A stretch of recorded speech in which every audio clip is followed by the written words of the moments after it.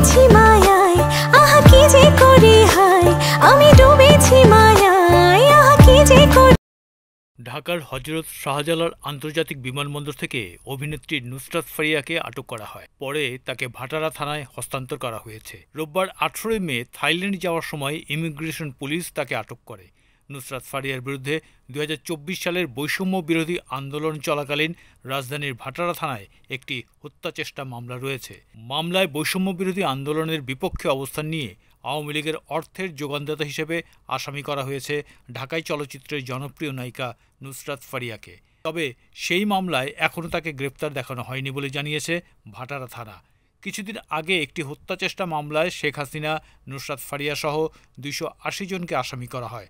২০২৪ সালের বৈষম্য বিরোধী আন্দোলন চলাকালীন রাজধানীর ভাটারা থানাধীন এলাকায় হওয়া একটি হত্যাচেষ্টা ঘটনায় ঢাকার সিএমএম আদালতে মামলাটি দায়ের করা হয়।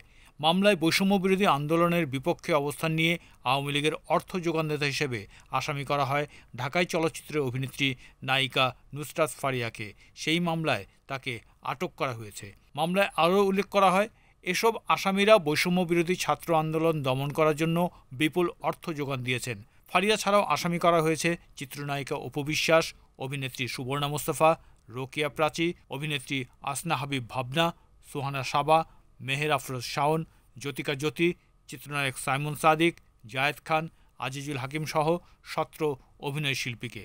ভাটারা থানার ওসি মাজহারুল ইসলাম জানান, নুসরাত ফারিয়াকে এখনও গ্রেপ্তার দেখানো হয়নি। তাকে ডিবিতে নেওয়া হচ্ছে। তার বিরুদ্ধে অন্য কোনো মামলা আছে কিনা তা দেখা হবে। এরপর সিদ্ধান্ত নেওয়া হবে কোন মামলায় তাকে গ্রেপ্তার দেখানো হবে। এ ব্যাপারে কাজ চলমান রয়েছে। ২০১৫ সালে বাংলাদেশ ভারত যৌথ প্রযোজনায় আশিকি চলচ্চিত্র দিয়ে নুসরাত ফারিয়ার বড় পর্দায় অভিষেক। বাংলাদেশ ও ভারতের বেশ কয়েকটি সিনেমায় কাজ করেছেন তিনি। অভিনয়ের পাশাপাশি মডেলিং ও সঞ্চালনাও করেন ফারিয়া। ভারতীয় পরিচালক স্যাম বেনেগাল পরিচালিত শেখ মুজিবুর রহমানের biopic Mujib the making of a নেশনে শেখ হাসিনার চরিত্রে অভিনয় করেছিলেন নুসরাত ফারিয়া। আওয়ামী লীগ সরকার পতনের পর এই সিনেমায় অভিনয়ের জন্য ব্যাপকভাবে সমালোচিত হন নুসরাত ফারিয়া।